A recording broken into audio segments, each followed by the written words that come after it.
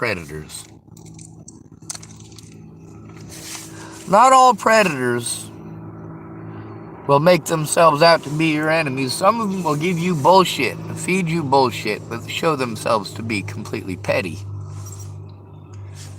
Joanna Taylor Smith's old profile, well, she had to start a new one because she had to try to destroy her old one. And why did she do that? Because she offered to do horrible things to Natalie and Alicia and Maddie. Things I was not okay with. Now, does she want to admit that she took part? Of course she doesn't. She's got the backbone of a fucking squid. She was about as fucking slimy, too. She's one of them girls come from the better half of the tracks. Figured she'd go slumming it down with the homeless folks on Pearl Street. Down there trying to get love in all the wrong places. Joanna Taylor Smith was a key and integral part of the abuse that I endured both before and after Natalie's death. She was one of those people before Natalie's death who pretended that they cared, but literally just talked over me, because she's a piece of shit.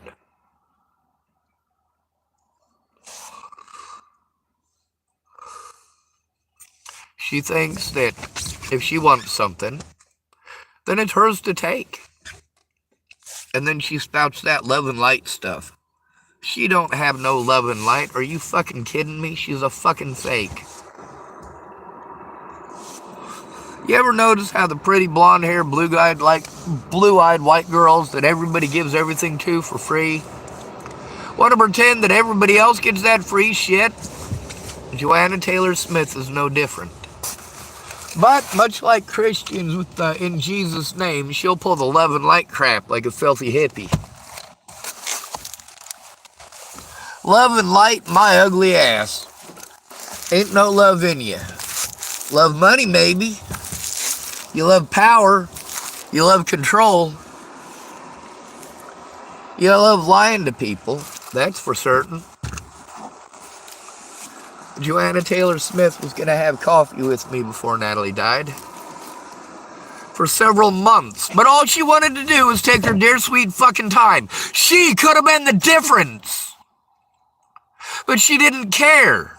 She didn't care to hear what I had to say.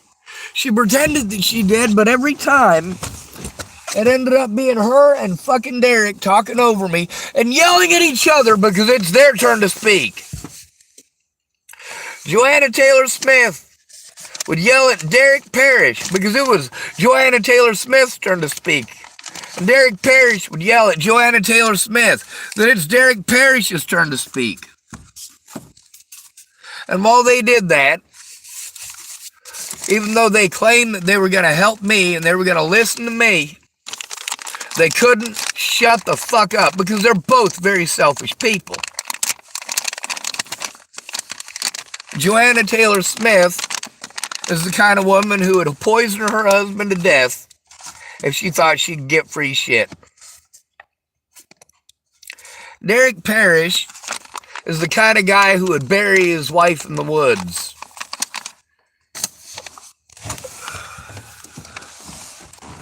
The only thing that kept Derek Parrish in check was his mom, but also his mom is part of the reason he's such a spoiled little bitch.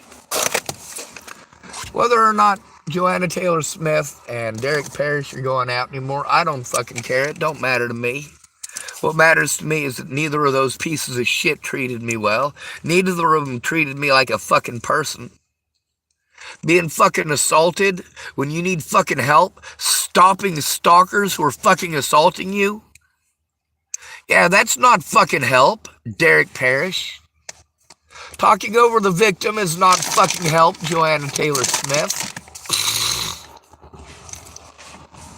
Y'all are shitty people. Joanna Taylor Smith will get free shit until she's old enough to be ugly. Maybe we'll all get lucky. Maybe she'll live through a house fire and it'll horribly scar her face and make her bald and ugly. And then she will know how it is that she treats others. No more of the free shit for her.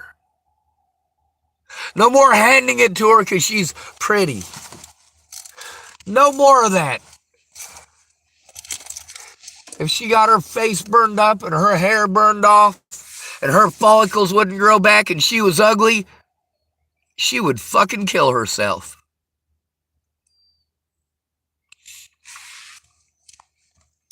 That'd be the opposite of what Jamie Curtis went through. Jamie Curtis was ugly. She was an ugly kid. Lots of people said she was an ugly kid. Because she was. By your standards, she was ugly. Big old gap between her teeth. But then, it was really only the gap between her teeth that made her ugly. After she got her braces taken off, she was drop dead gorgeous. Joanna Taylor Smith never had to go through that. Joanna Taylor Smith has no clue what that's like. That's why her pretty white girl memes, in her own head, that fixes everything. When people give you free shit all the fucking time because they want to stick their dick in you, you think they're just being nice? Some of them are. Some of those people are just being nice. Some of them just want you to go the fuck away because they've had enough of your fucking ignorant white girl bullshit.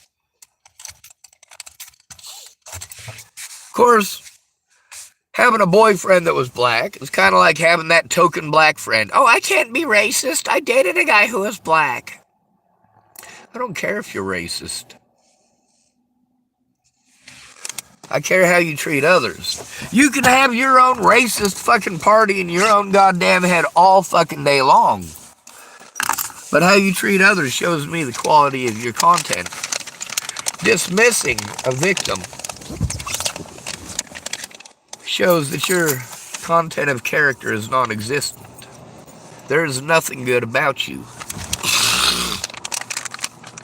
When one of your friends is being harmed and you want to talk over them and call that help, or tell them to do things that only pretty white girls get that shit fucking handed to them like that. That's it.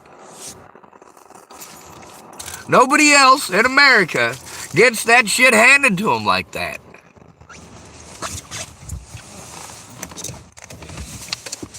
Now, Joanna Taylor Smith, well, she's a shitty person. She doesn't care about anybody else, and then she wants to pull this love and light shit like them Christians do.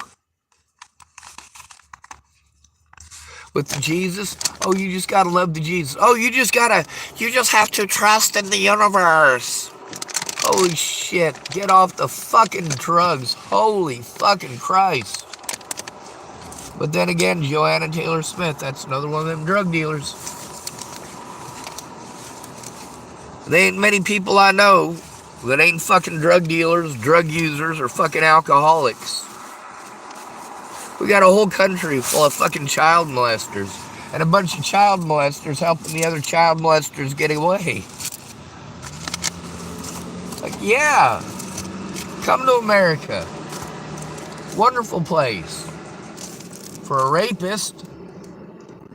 If you're not a rapist, well, this place is a shitty place to be. I wouldn't recommend moving here. Then again, you get raped in other countries too, huh? And probably more frequently and often? Well, that depends. Are you a homeless woman?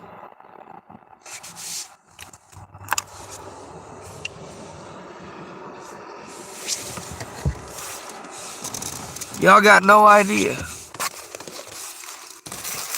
You don't have to live through it. What would Joanna Taylor Smith know about having to be a prostitute? What does she know about sacrifice? When you want to throw in somebody's face that you gave up an hour of your time to fucking yell at them, or that you gave up 3 days of your time to ignore them and let your boyfriend treat them like shit. Or you spent some hours driving me to Nebraska, but of course the whole way I didn't get to speak, did I? Now, even though these events actually happened, did Joanna Taylor Smith ever come forward? No, because she's a fucking scaredy cat. Not just a scaredy cat, she's scared of your opinion. That love and light shit went right out the window as soon as Natalie was dead. At that point, it became, alright, time for Joanna Taylor Smith to be as superficial as fucking possible, and then blow Sean off with, oh, love and light in the universe. Love and light in the universe. Get off the fucking drugs, hippie.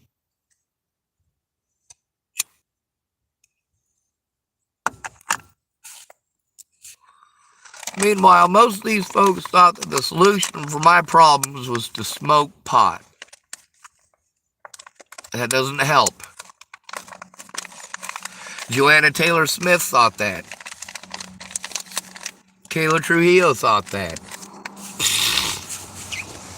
No, I didn't fucking smoke pot with you because I like pot.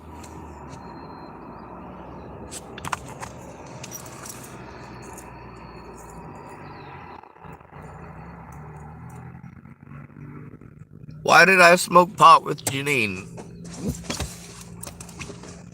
Because she'd at least pretend that I'm a human being.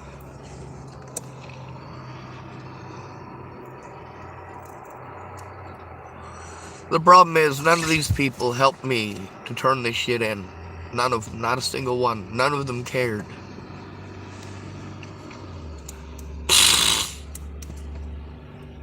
When Derek's mom died, a couple of years after Natalie was killed, well, they wanted to set up a GoFundMe, and they knew how to do that. They had the resources to do it. They had the place to do it, and they knew how to do it. And I did definitely share the GoFundMe.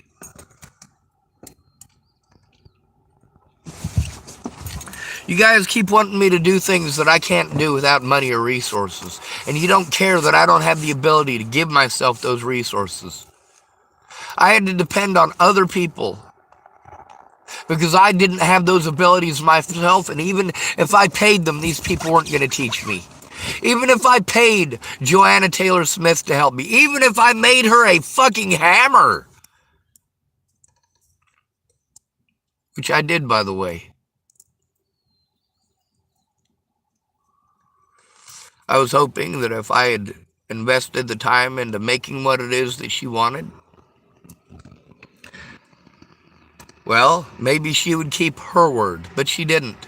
She never tried to get a conversation between me and Maddie going to put a stop to this shit. She never even tried to sit down and have coffee with me. She just led me on for months and months and months. And what do you expect out of a pretty white girl? We give them everything in this fucking country for goddamn free.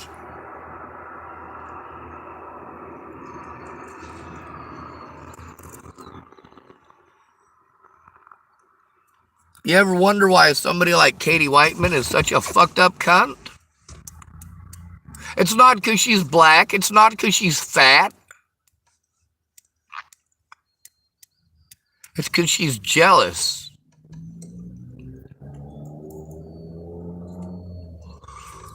See, the thing is, no matter what, Joanna Taylor Smith will always be more pretty and more desirable than Katie Whiteman.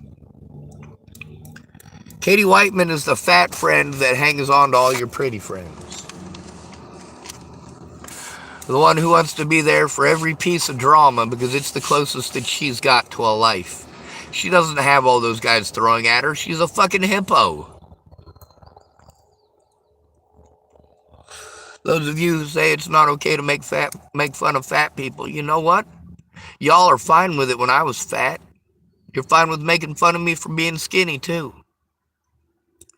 You're fine with making fun of me because of how I look. It's fair and equal.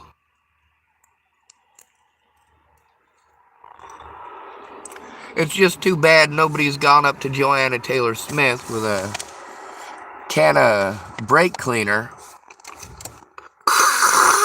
and a lighter. Now, in reality, I hope nobody does that to her. But the point remains the same.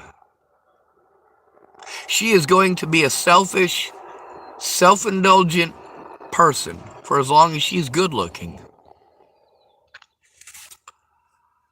So whatever it takes for her to become an ugly person, outwardly, not just inwardly, well, I hope karma gives it to her. Or the Jesus, or the universe. You like that? Used car salesmen talk nice through bullshit. That's all they do. Joanna Taylor Smith knows how to manipulate people, and as a pretty blonde-haired, blue-eyed white girl, it's a lot easier for her than it is for most Americans, male or female. She is among the most pampered people in the nation. You can see the difference between when a woman's being stalked and when a man's being stalked. A woman pretends to be stalked, and lots of people take part in destroying his life. If a woman stalks a man, lots of people get involved in destroying his life. And then we get fake people who pretend that they care. Don't type you're fucking sorry. Type that you're pathetic. It's more honest.